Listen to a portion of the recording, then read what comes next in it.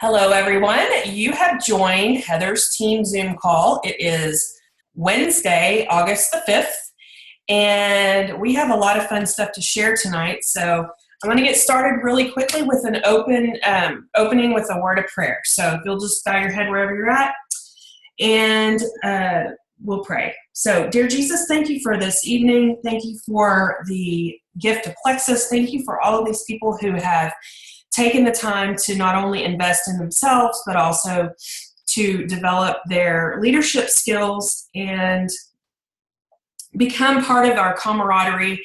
And it's a great, safe place where we can encourage each other and lift each other up. And I'm just so thankful for this team.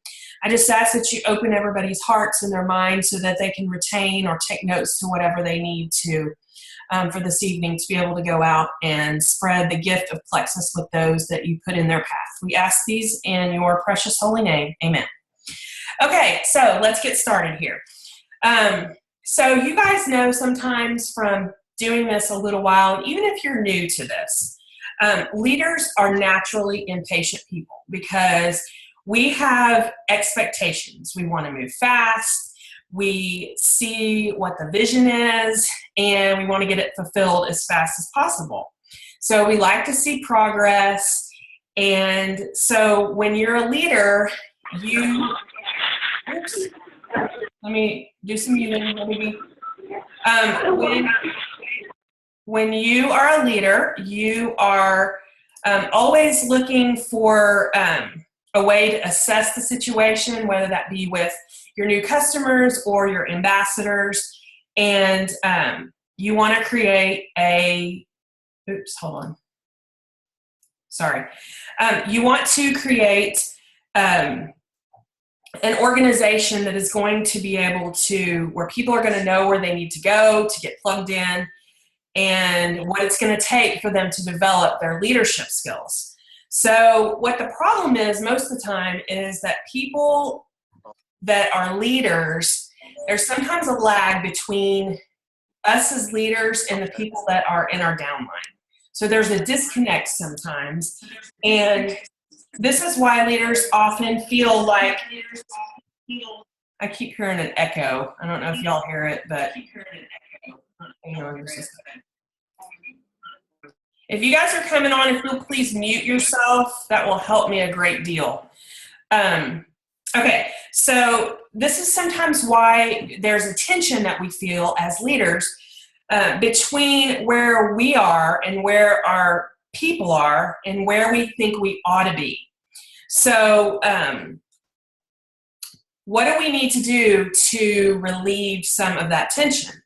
Well, if we are developing ourselves, then we're going to experience personal success.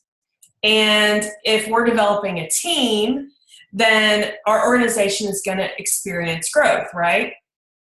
But if we develop leaders, our organization can achieve explosive growth. Whereas if we're just picking onesie-twosie people, we're basically just getting we're just touching one person at a time, where we want to build a team of leaders. And so it's been said that to add growth, you lead followers. And to multiply, you lead leaders. Okay? So that's what I want to talk with you guys about tonight. And you guys can take whatever notes you feel are necessary. So I want you to start thinking about which category you fall into as a leader. As I read some of these things, and you don't have to write them, you don't have to say them back to anybody. Just put it into your own notes or what have you. Okay, so leaders who attract followers. Those kind of leaders are the kind of leaders that just attract people because they need to be needed by somebody. Okay? Leaders who develop leaders want to be succeeded in their business, which means that I want every single one of you, if you can rank up higher than Emerald at this point, which is totally possible for anybody that's willing to do this business, succeed me. That would give me the greatest joy to be able to say, wow, I've led these people well enough and turned these people that into leaders, and they've gone and taken it under their wing, and they've flown and they've soared and they've succeeded. So it's really exciting to be a leader. And when you speak to people, they're going to listen to you. When you want something done, you can always enlist the help of your other leaders. And sometimes having followers can make you feel needed or important. But this isn't the reason why we want to pursue leadership. We want good leaders to lead for the sake of their followers, not necessarily just so that they can say, oh, I've got this team and they're all listening to me. So what we want to do is we want to develop leaders who are going to leave a legacy behind them. Whenever that time is, and it's their time to maybe develop into you as a leader, and then it's time for them to move to the next person that God has in their place. God has in the place of their path for them to learn. Then you know that you've left a legacy behind with that leader, and you know that they're going to be able to pick up and soar. So leaders who attract followers, what they tend to do is develop the bottom 20%. Okay, so that means if you look at all the people, if you have one person as a customer or one person as an ambassador, you're a leader. Whether or not you know that, or whether or not you feel skilled enough to take on that position, that's irrelevant. You are a leader if you have somebody looking up to you, either to buy the product, to give them knowledge about that, or to develop them as a leader.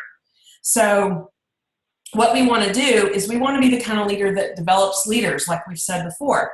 So the way that we do that is we develop the top 20% of the people that we have under us. So that means if you were to look at your downline in the back office and you were to try to figure out who it is that you should spend the majority of your time investing in, you're going to want to look at those people who are on a consistent and continual basis. I'm sorry, I'm getting back feedback, so I'm trying to mute people. If you're just now getting on, if you could please mute yourself, that would be helpful. That'd be very helpful. Okay, so when you're leading a group of people, who is it usually requires your most time and attention? If you'll look at it, it's probably the bottom 20% of the people that you have. They're the ones that will consume 80% or more of your time, okay? So here's what you have to learn to do as a leader. You have to be proactive and not allow the bottom 20% to take all of your time. And this was kind of a hard thing for me, because when I started a little over 2 years ago, things were just going fast and furious. And I was just trying to help out whomever was willing to listen, okay? You'll start to find out that the longer that you have people that are looking up to you, people that are joining your team, people that are trying to be leaders under you, that you're going to find that there are just the people that are the time suckers. They're going to suck every single ounce of time out of you, and they're going to produce very little bit of results, okay? So you have to learn to be able to identify those things, and you're going to want to learn to seek out the best of those people, the top 20%. That's what people who develop leaders do. They seek out the top 20% and they invest their time wisely with those people and helping them develop their leadership skills. So you want to focus on the top 20%, not the bottom 20%, because if you learn the skill of developing the top 20 best percent of the people that are under you, then those best people are going to take care of the rest. And for those of you guys who have been with me for a while, who have walked this journey since the get-go, I have several level ones on this page right now that on the call. You know, because you kind of walked this journey already. And so you can attest to the fact that there are going to be people that you spend the majority of your time on, if you let yourself, that really maybe need to be relegated to some other position in your mind. And I say that because you're going to spend a lot of time wasted. And you really want to focus on that income producing behavior and talk with the people who you can see have the potential to develop into a leader under you. So leaders who attract followers focus on their weaknesses. Leaders who, leaders who develop leaders focus on their strengths. So a necessity of working with the bottom 20% is that you're continually having to deal with their weaknesses, right? So those of you that have some people under you that are maybe just not getting it, a lot of times unsuccessful people, and this is just a reality, guys. I'm not saying that we have a bunch of losers on our team. We don't. But what I'm saying is not everybody is going to succeed in this business. Not everybody's going to want it as much as you do or I do. And so the way that you can kind of weed that out is who are the ones that are consistently showing up for calls? Who are the ones that are consistently making it a priority to conduct themselves in helping their teammates, who are actually showing up to meetings, who are hosting meetings? These are the people that you can see are really trying to really work their business. Unsuccessful people are always in need of the basic things. I'm not going to name names here, but I can think of several people, none of them are on this call, but that have started a long time ago and they still don't know the basics. And it's not because I haven't sat down and said, this is how you log into your back office. This is how you do whatever. But when people are just not,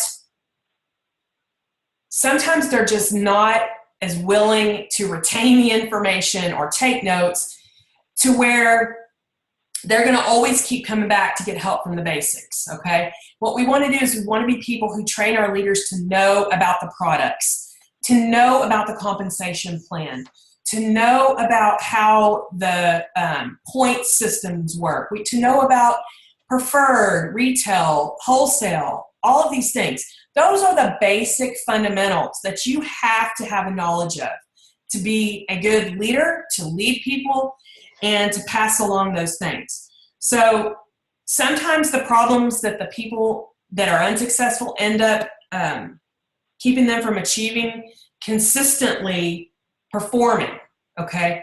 And so if you have people that you see that are consistently not performing on a regular basis, that's probably an indication to you that they're just not getting it, okay? If you look in your back office and the PV is consistently right at 100, then it should be a red flag that either they just signed up to get the product, or they're not interested in working in a business, or they may not have the foundational skills they need yet to work it as a business. So just try to start weeding out these things, because it's going to save you a lot of time in the end, where if you're spinning your wheels on helping someone who really could care less, I promise you every one of y'all is going to experience this at some point in this journey if you have not already.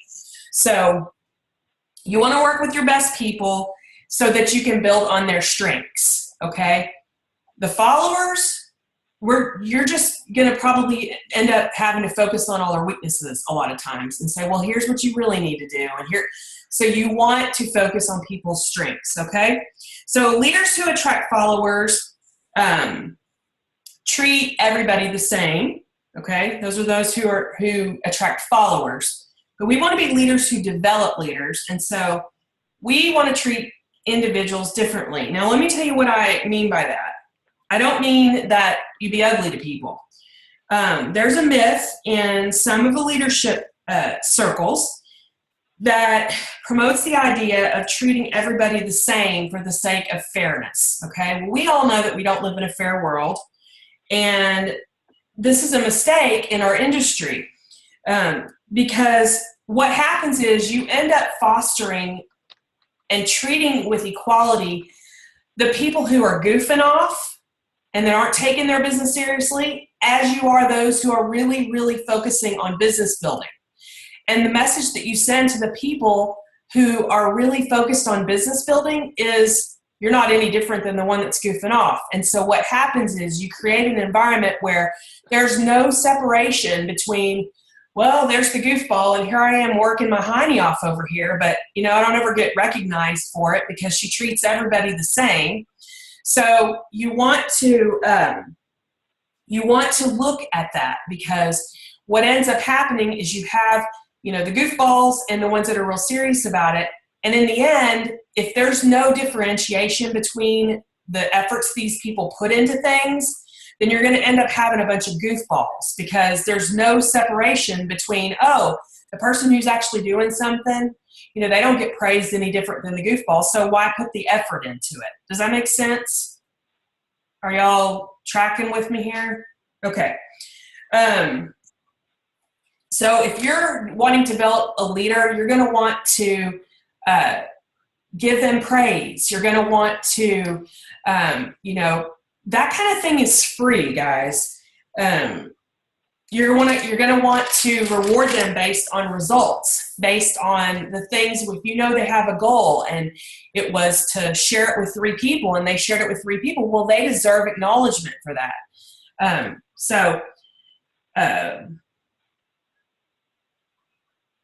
That's one of the things that I wanted to share with you. So leaders who attract followers spend time with others, okay? But leaders who develop leaders invest time in others, okay? So do y'all see the difference? Leaders who only attract followers and never develop them, they don't increase the value of those that they lead, okay? But when leaders take time to develop the leaders they attract, they're making a valuable investment in them. So every moment that they spend with that person is going to increase their ability and their influence with those that are in their organization. So in the end, that's going to pay off dividends for you, because you're going to have people in the organization that you've made an investment in, okay? And so this is why I always stress to you guys to stay focused on the income-producing behaviors, whether that means intentionally focusing on self-development, or if you're helping develop somebody else that's one of your leaders. And busy does not mean you're always going to be fruitful. So people are like, I've spent all day on Facebook answering questions, or I've been following up on all these posts and this. Okay, sometimes, y'all, that is not an income-producing behavior. It's a waste of time sometimes. Maybe you need to be out there and get people literal FaceTime, talk to them, inquire about how you can help them, those kind of things. But you have to step away sometimes from that screen time and invest in people, Leaders who attract followers, they grow by addition. Leaders who develop leaders grow by multiplication. Now, what that means is leaders who attract followers are basically going to only grow their organization one person at a time, okay? So when you attract one follower, you impact that one person. And as you receive, and then you're going to end up receiving the value of having that one person. But if you are a leader who develops leaders, you're going to help them multiply the organization's growth, because every leader that you develop, you also receive the value of that leader and everyone else that follows that leader. Does that make sense? So it's not just a onesie-twosie thing. So if you added 10 followers to your organization, you're going to have the power of those 10 people, right? Well, if you add 10 leaders to your organization, then you're going to have the power of 10 leaders times all of their followers and the leaders that they influence. So it reaches far beyond just you. It reaches far beyond just a onesie-twosie person. So this is where the true heart of duplication comes in. And I know we've talked about the power of 3. How do you duplicate yourself? It's really very, very simple, because, hang tight just a second. Because you don't have to take it on all yourself. The model is 3 people. So you've got Larry, Curly, and Mo, and they're your people. They're your level ones. You train them on the stuff that we talked about, the comp plan, the how to get into your back office, the products, what products work for what thing, okay? And then they go and tell each one of them. Larry tells 3, Mo tells 3, and Curly tells 3, okay? So you're just multiplying that. So it's duplicatable, y'all. So really in the end, if you have, on your first 3 levels, if you have your 3, your level ones, and then those 3 who branch off and they each have 3, okay? I figured this out earlier tonight. If the pay points were $3, I figured it out. It was, let's see, with just the 3 levels, where you got Larry, Curly, Mo, and then Larry, Curly, and Mo have 3, and then those have 3, okay? It added up to be 195 points, okay? So if you have 195 points times $3, yeah, it was $585 a month that you're going to make just off those 3 levels, okay? So when you draw it out for people, sometimes that can be so much easier for them to see the true value of, oh, well, I don't have to add all these people myself. I just have to add Larry, Curly, and Mo. And then I have to train Larry and Curly and Mo how to be a leader. And then they train their 3. I kind of had notes here, but y'all can't see them. So it's very important that when we're building these leaders, that we invest time into training them, because without that, they're going to fall in the bottom 20% because they aren't equipped with what they need. Let me get back on track here. The other thing about it is leaders who attract followers, basically they only impact the people that they touch. So say you have so-and-so that's signed on to your organization, it's just one person, and basically, they're not a real good candidate to be a leader. Maybe they just want to get the product for themselves. Okay, so you've impacted that one person. But if you are a leader who develops leaders, you're going to impact people way beyond your reach and my reach. So what can end up happening is when you're developing leaders, you can get really, really tired. And why that is because you're going to deal with every person under your authority, under your downline. And you're only going to be able to impact those people that you've touched. But if you develop leaders, you're going to touch people beyond just those people that you have signed on. So that's where the whole duplication part, you can kind of visualize the duplication part spreading outward. So every time that you develop a leader, you help them increase their leadership ability. You help them become capable of influencing an even greater number of people. And by helping that one leader, you're going to be able to help a lot more people because they have a sphere of influence. So some of the challenges with developing leaders and leading leaders is leaders are really hard to find. So how many people do you know that are really good leaders? Like, think in your life who you know. They have influence. They're the kind of people that can make things happen. They see and they seize the opportunities when they come up, and they're able to attract and enlist these people and really rally around these people. And they really help people perform with excellence on a consistent basis. So many people just are not capable of doing that on a consistent basis. It takes a lot. It's not just a one-time thing. So for those of you who are looking at your business and you're thinking of it as, oh, I'm just gonna, just sign on this person, you really need to think about it. Is this person going to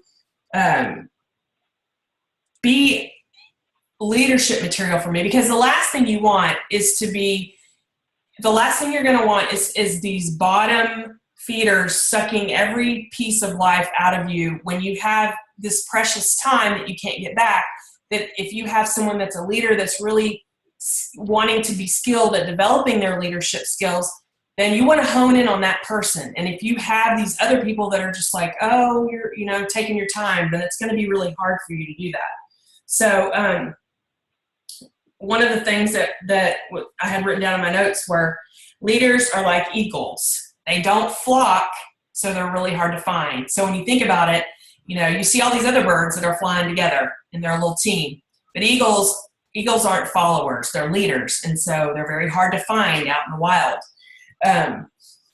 So once you find a leader and you're able to draw them in, which sometimes can be difficult because a lot of times they have that entrepreneurial mindset, which sometimes can lend itself to them wanting to do their own thing and not really hone in with what maybe a team environment is doing.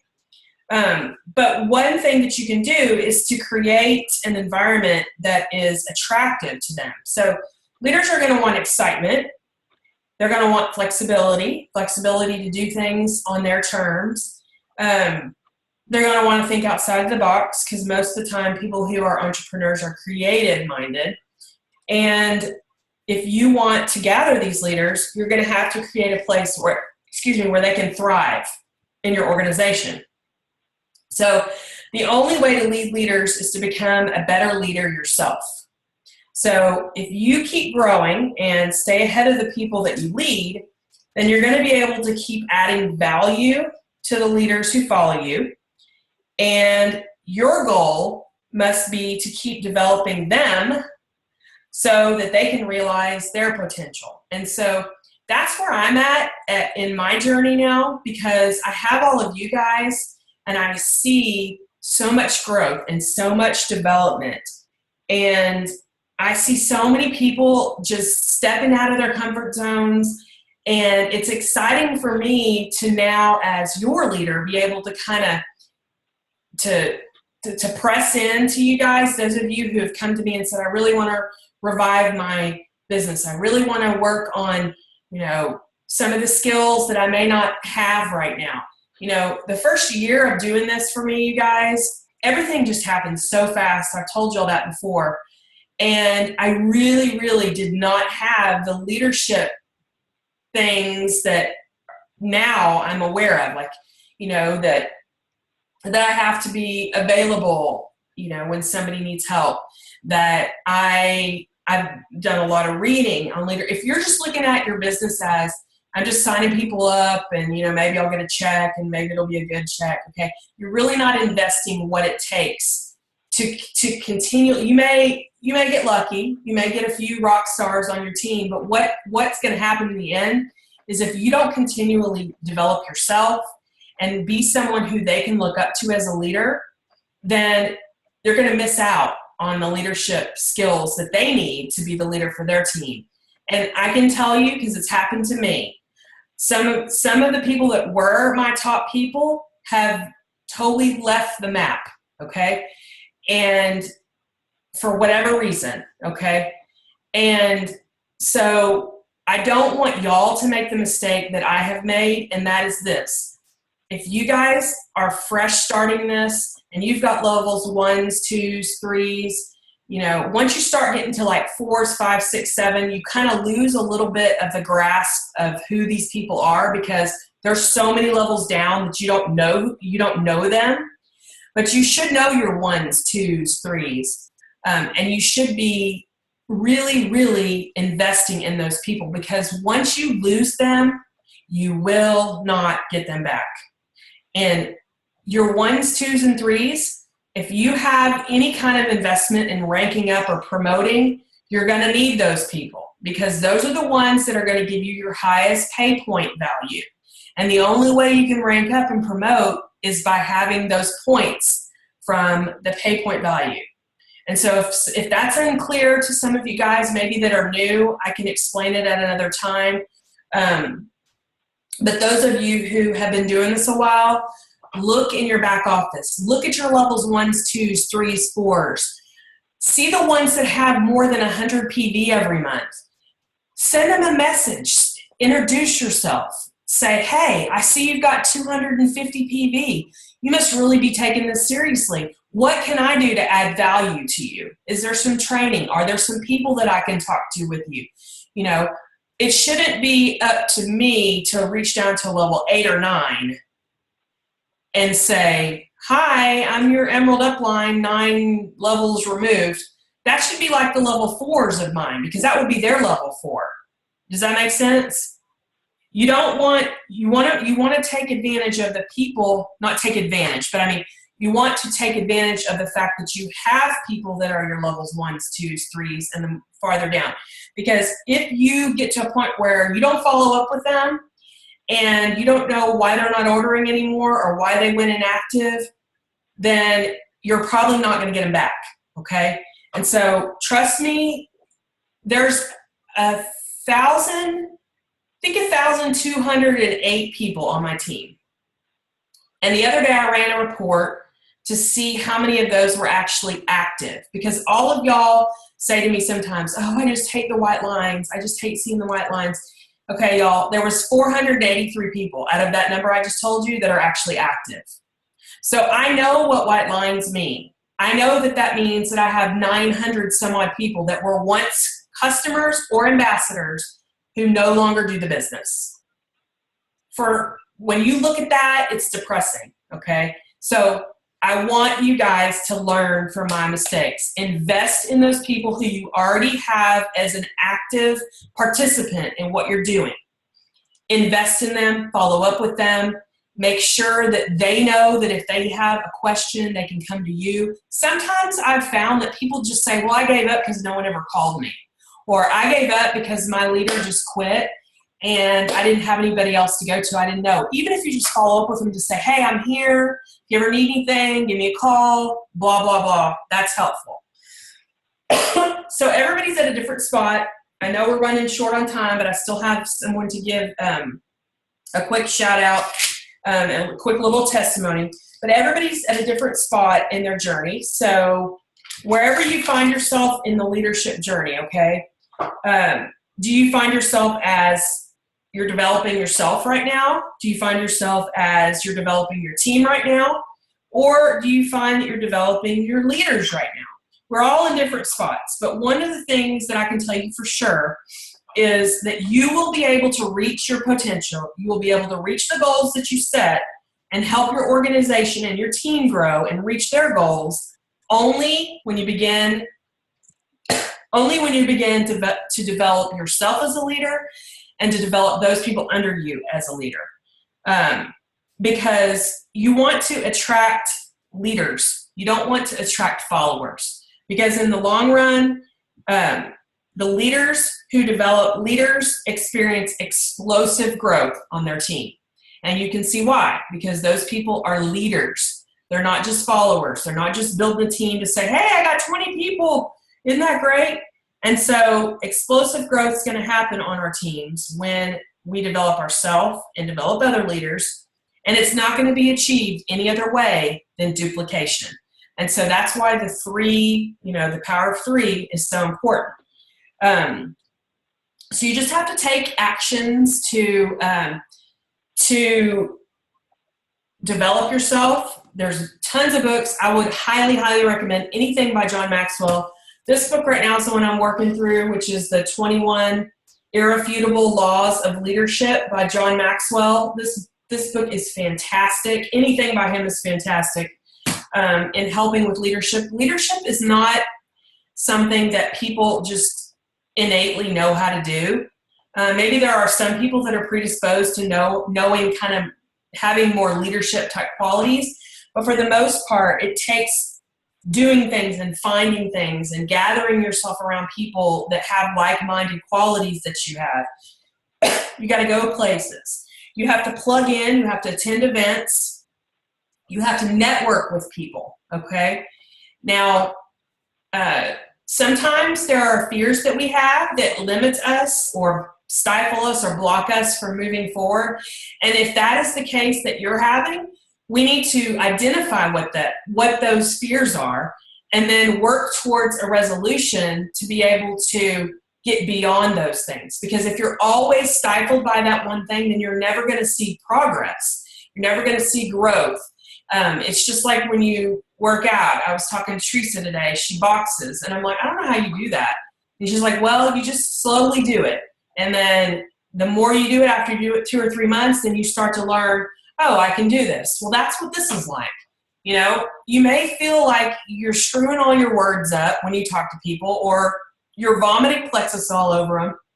It's really more about listening to them, what their needs are, and then just kind of working into the conversation. Well, listen, what if I showed you that I have a way or a product that might be beneficial to reduce some of the symptoms of what you just told me you suffer with, okay?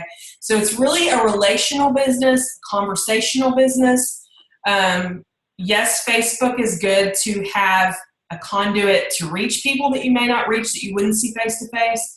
But by all means, the probably the best tool for you is to actually have one-on-one conversations with people. I've run over on my time, so I want to ask one of my level ones who's on this call, Amber Ivy, and a lot of you guys know her. She's walked this journey with me. She was one of my first ambassadors, and I've asked her to just kind of share a little bit about some things she's been learning about herself in her leadership development, and I wanted her to share that with you guys. So take it away, Amber. Okay. Hi, I'm Amber, and I'm a Senior Gold Ambassador, and I've been in the business since October of 2013, and Heather designed jewelry for me, and we were friends before Plexus, and I've been watching her and decided to join, and after about 2 months of actually just taking the products, she said, I think you should sell this. I think you could do this. And so she did a before and after picture, and I was blown away.